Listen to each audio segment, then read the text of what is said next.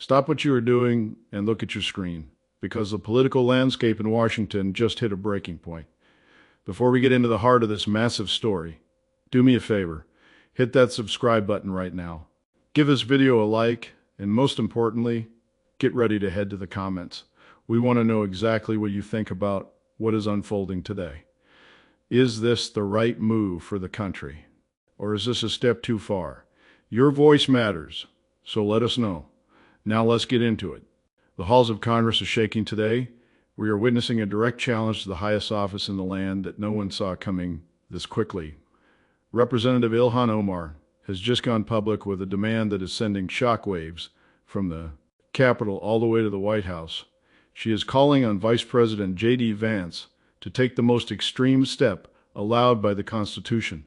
She is telling him it is time to invoke the 25th Amendment and remove President Donald Trump from power immediately. This is not just a tweet or a passing comment in a hallway. This is a formal, loud, and urgent call for the Vice President to turn against the man he shares the ticket with. Omar is saying the situation has become too dangerous to wait for another election. She is claiming that the President is no longer fit to lead, no longer able to carry out his duties, and that the safety of the nation is hanging by a thread. The words she is using are sharp. They are heavy. She is framing this as a moment of truth for JD Vance. She is asking him where his loyalty lies. Is it with the man in the Oval Office, or is it with the American people? The tension in Washington is so thick, you can feel it through the screen. This isn't just politics as usual. This is a high-stakes standoff between a prominent member of the House and the leadership of the executive branch. People are glued to their phones and TVs because this feels different. It feels like a point of no return. We are seeing a move that is usually reserved for the most dire crises in American history. And the big question everyone is asking is simple. Will the Vice President actually listen? Or is this the start of a legislative war that will tear the city apart? The world is watching, and the clock is ticking. To understand why this is such a massive deal, we have to talk about what the 25th Amendment actually is. It is the break glass in case of emergency button of the United States government. It was never meant to be used for simple disagreements or policy fights. It was created for when a president is physically or mentally unable to do the job. And that is exactly what Ilhan Omar is alleging right now. She is telling the world that President Trump has crossed a line where he can no longer govern effectively. By calling on JD Vance to invoke it, she is putting the Vice President in an impossible position. For the 25th Amendment to work, the Vice President and a majority of the Cabinet have to sign a letter saying the President is unfit. Think about that for a second.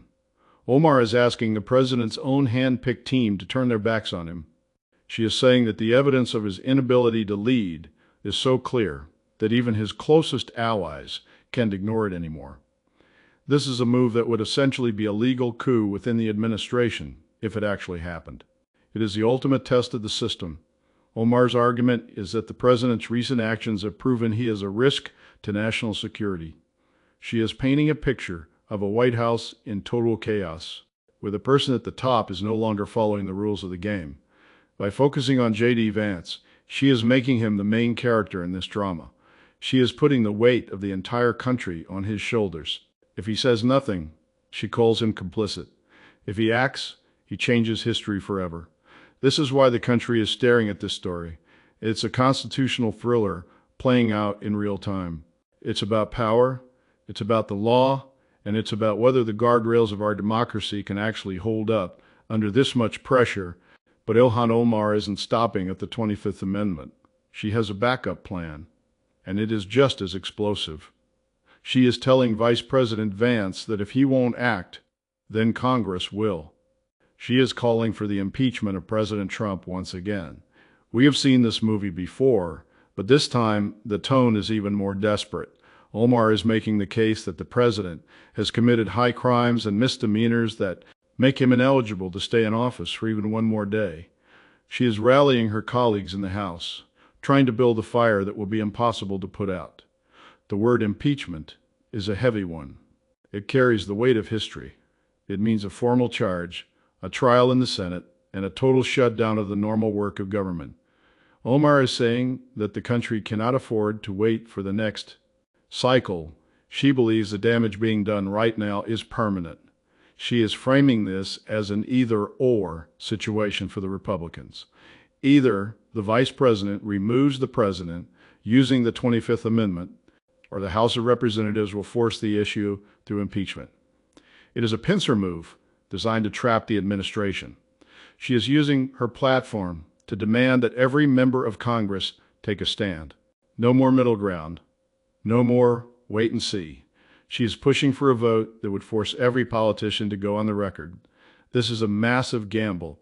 If she succeeds, she changes the course of the Trump presidency. If she fails, she risks a massive backlash. But for Omar, the risk of doing nothing is clearly higher. She is speaking with a sense of now or never that is catching fire with her supporters and deeply worrying her opponents. The stakes have never been higher for the members of the House. Why is this happening right now? Why is the volume being turned up to 10 in April of 2026? It all comes down to a series of events that Ilhan Omar says have pushed the nation to the edge of a cliff. She's pointing to recent decisions made by the president that she describes as totally reckless.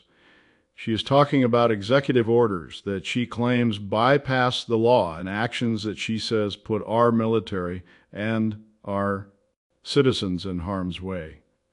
According to Omar, this isn't about liking or disliking the president's policies. It is about a fundamental breakdown in the way the country is being run. She is describing a president who is acting on impulse rather than advice. She is talking about a White House where the standard operating procedures have been tossed out the window. This is the core of her argument for the 25th Amendment. She is saying that the president's mental state and his decision-making process are no longer sound. She is using very simple, very direct language to tell the American people that their leader is not okay. This is a very serious accusation. It is the kind of talk that usually happens behind closed doors, in hushed tones, but Omar is saying it loudly for everyone to hear. She is bringing the private fears of many in Washington out into the bright light of day. By doing this, she is forcing a conversation that most people are afraid to have.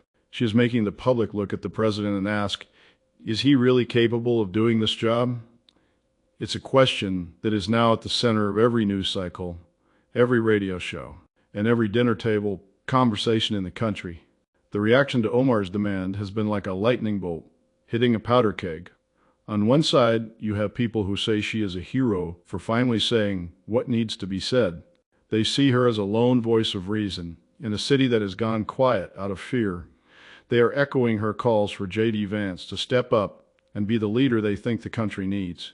But on the other side, the backlash is fierce. Supporters of President Trump are calling this a direct attack on democracy itself. They are saying that Ilhan Omar is trying to overturn the will of the voters because she can't win at the ballot box. They see this as the ultimate political stunt, a way to distract from the president's agenda and create chaos for the sake of chaos. The White House hasn't stayed silent either. The rhetoric coming from the president's team is sharper than ever. They are dismissing Omar's calls as delusional and dangerous. But the real person everyone is watching is JD Vance. The vice president is in the eye of the storm. He is the man with the power to start the process Omar is demanding. Every time he walks to a podium, every time he tweets, every time he enters a room, the world is looking for a sign. Will he stay loyal to Trump, or will he see something in the president's behavior that makes him think Omar might be right? This isn't just a fight between two politicians. This is a fight for the soul of the government. It's a drama that is pulling in every single American. We are watching the most powerful people in the world go head to head in a battle where only one side can win, and the outcome will determine the future of the United States for years to come. Stay with us, because this story is just getting started. Why is this happening right now? Why is the volume being turned up to 10 in April of 2026?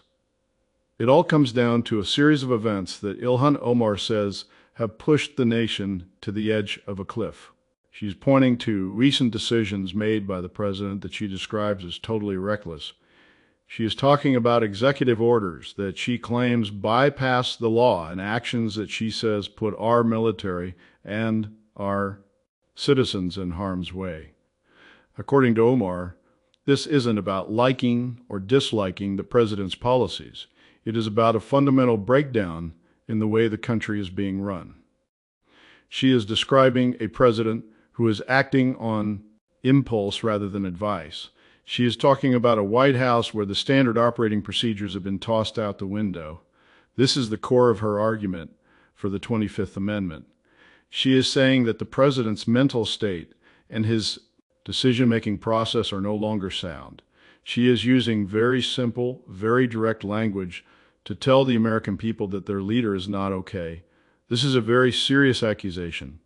It is the kind of talk that usually happens behind closed doors, in hushed tones, but Omar is saying it loudly for everyone to hear. She is bringing the private fears of many in Washington out into the bright light of day. By doing this, she is forcing a conversation that most people are afraid to have. She is making the public look at the president and ask, is he really capable of doing this job? It's a question that is now at the center of every news cycle, every radio show, and every dinner table conversation in the country. All eyes are now focused on one man, Vice President JD Vance.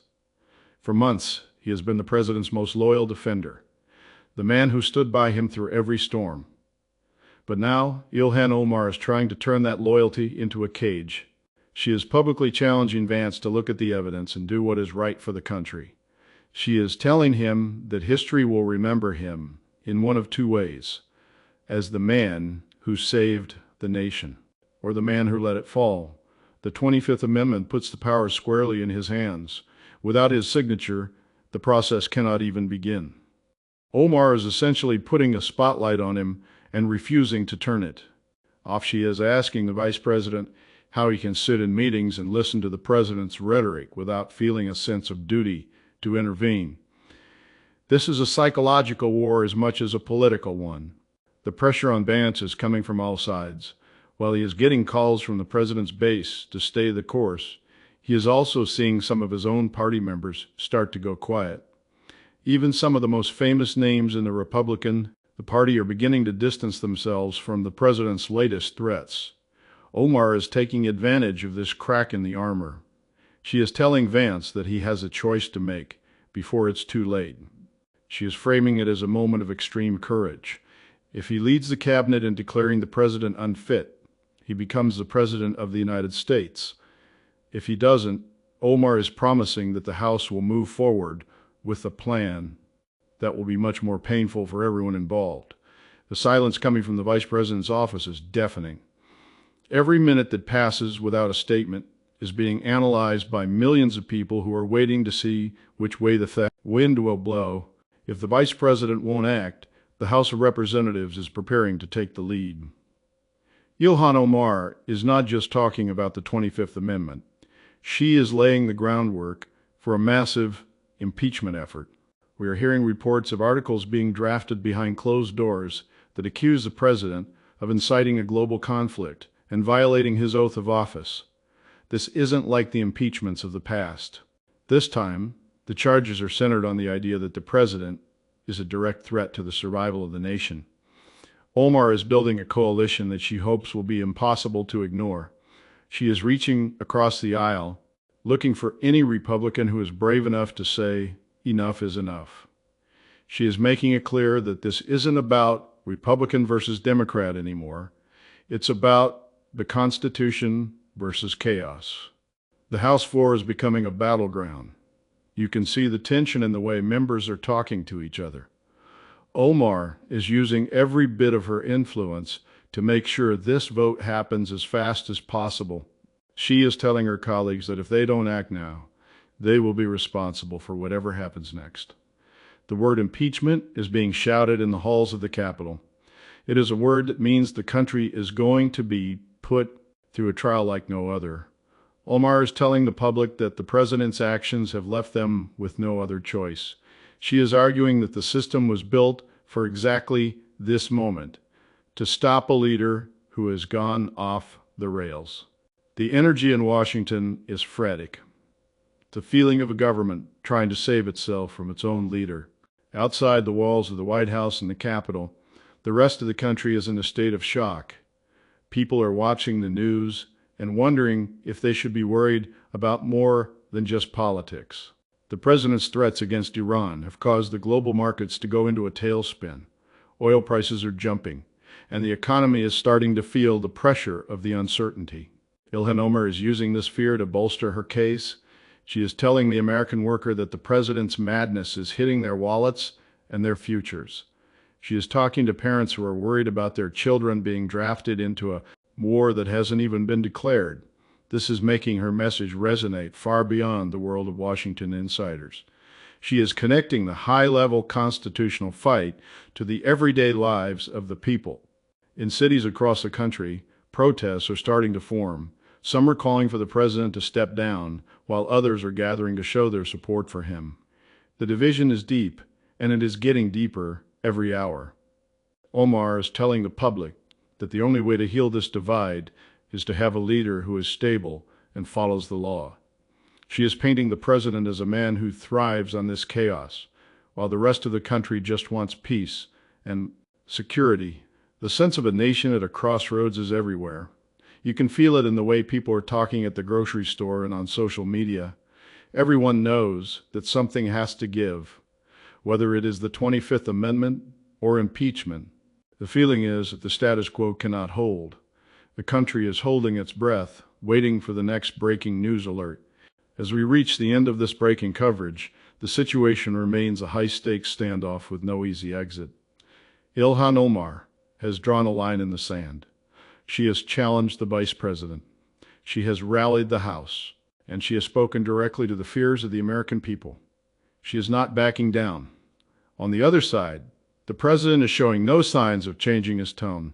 He is doubling down on his threats and calling his critics traitors. This is a collision course that could change the United States forever. If JD Vance moves forward with the 25th Amendment, we will see the first time in history a president is removed by his own cabinet. If the House moves to impeach, we will see a trial that will shut down the government and grip the world's attention. Either way, the era of business as usual is over. The guardrails are being tested like never before. Ilhan Omar is betting everything on the idea that the system can still work, even in its darkest hour. She is telling the world that America is stronger than any one man, no matter how much power he holds. The clock is ticking toward that 8 p.m. deadline, and every second feels like a lifetime. We are watching a constitutional crisis unfold in the palm of our hands. This is the moment where we find out what our leaders are really made of. This is the moment where history is decided. We will stay on this story throughout the night, bringing you every update as it happens. The world is watching, America is waiting, and the truth is coming out one way or another. Stay tuned.